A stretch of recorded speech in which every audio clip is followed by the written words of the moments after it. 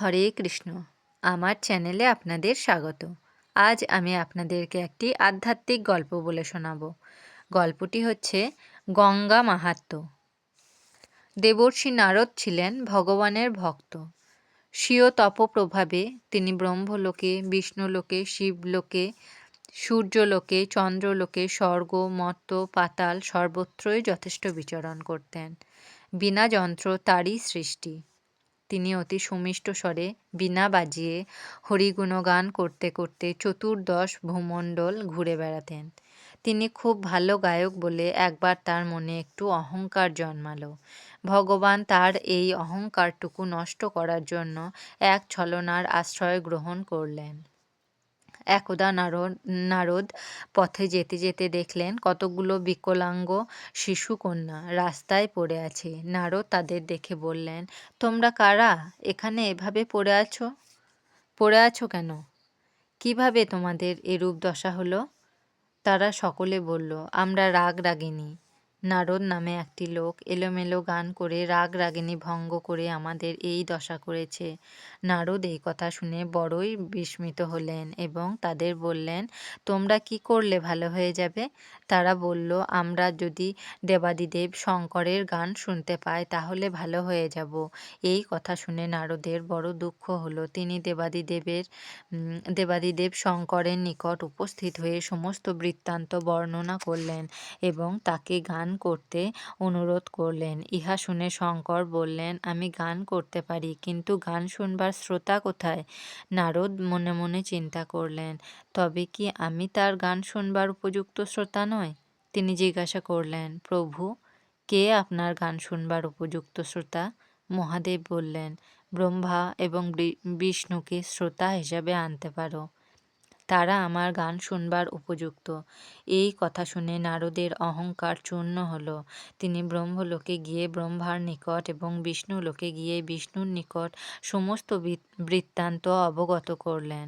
ব্রহ্মা সেই গান শুনে উন্মত্ত হয়ে নাচতে আরম্ভ করলেন এবং বিষ্ণু সেই গানে সম্যক অবগত হয়ে কাঁদতে লাগলেন। বিষ্ণুর নয়ন যুগল হতে অশ্রুধারা নির্গত হয়ে বক্ষস্থল প্লাবিত করে পদযুগল বয়ে মাটিতে পড়তে যাচ্ছিল। এমন সময় ব্রহ্মা সেই ধারা নিজ কমণ্ডলুতে রক্ষা করলেন। ওই ধারায় গঙ্গা নামে অভিহিত হল। স্বর্গে তার নাম হল মন্দাকিনী, মর্তে ভাগীরথী এবং পাতালে ভোগবতী। পরবর্তীকালে ভগীরথ তার পিতৃপুরুষগণের উদ্ধারের নিমিত্ত প্রথমে গঙ্গা দেবীর আরাধনা করেন।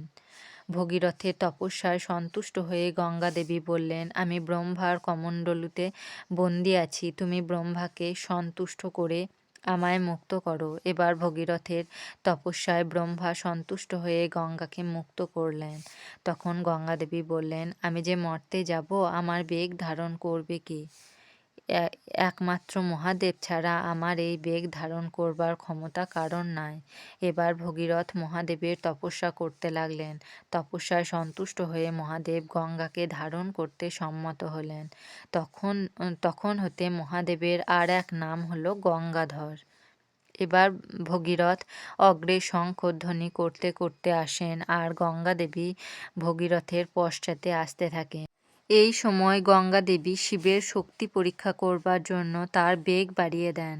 শঙ্কর এটা বুঝতে পেরে গঙ্গাকে তার জটার মধ্যে এমনভাবে জড়িয়ে ফেলেন যে গঙ্গা দেবী আর বাহির হবার পথ খুঁজে পান না। তখন ভগীরথ আবার মহাদেবকে তপস্যায় সন্তুষ্ট করে গঙ্গা দেবীকে মুক্ত করলেন। পথে আস্তে আস্তে গঙ্গা দেবী জন্যমুনির কোপে পতিত হন। তখন ভগীরথ জন্যমুনিকে স্তবে সন্তুষ্ট করে গঙ্গা দেবীকে মুক্ত করেন। গঙ্গা দেবী গঙ্গা সাগরে কপিল মুনির আশ্রমে আসতেই তার পবিত্র বাড়ি স্পর্শে সগর রাজার 60,000 পুত্র উদ্ধার হয়ে স্বর্গে যান। গঙ্গার পবিত্র সলিলে স্নান করলে মানুষ যে কোনো পাপ হতে মুক্তি লাভ করেন। হে ভক্তগণ, আজ পাশ্চাত্য দেশের বৈজ্ঞানিক পৃথিবী থেকে চন্দ্রে বা অন্য গ্রহে যাচ্ছেন শক্তিশালী রকেট বা স্কাইজার অথবা মহাকাশযানের সাহায্যে, কিন্তু অতীতের ভারতীয় ঋষিগণ স্বীয় প্রভাবিত হয়ে এক গ্রহ থেকে অন্য গ্রহে অনায়াসেই যাতায়াত করতেন। নারদ, ব্যাসদেব, শুকদেব, ভৃগু, বশিষ্ঠ, ভরদ্বাজ, কশ্যপ, গৌতম, অগস্ত্য, পুলহ, ক্রতু, অঙ্গিরা, বামদেব, বাল্মীকি, রৈভ, মরীচি, চব্বন, কৌশিকী, কপিল, কর্দম, কর্ণ, গার্গ, ধৌম, দুর্বাসা, যমদগ্নি, লোমপাদ, লোমশ, পরাশর, পরশুরাম, জাবালি, মেধস, কাত্যায়ন প্রমুখ ভারতীয় ঋষিগণ নিজ তপস্যার বলে বহু অসাধ্য কার্য সাধন করেছেন।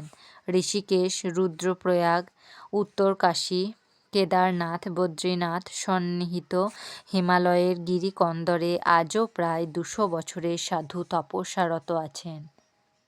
আমার এই আধ্যাত্মিক গল্পটি যদি আপনাদের ভালো লেগে থাকে তাহলে আমার চ্যানেলটিকে সাবস্ক্রাইব করে আমার পাশে থাকবেন। আপনারা সবাই ভালো থাকবেন এবং সুস্থ থাকবেন।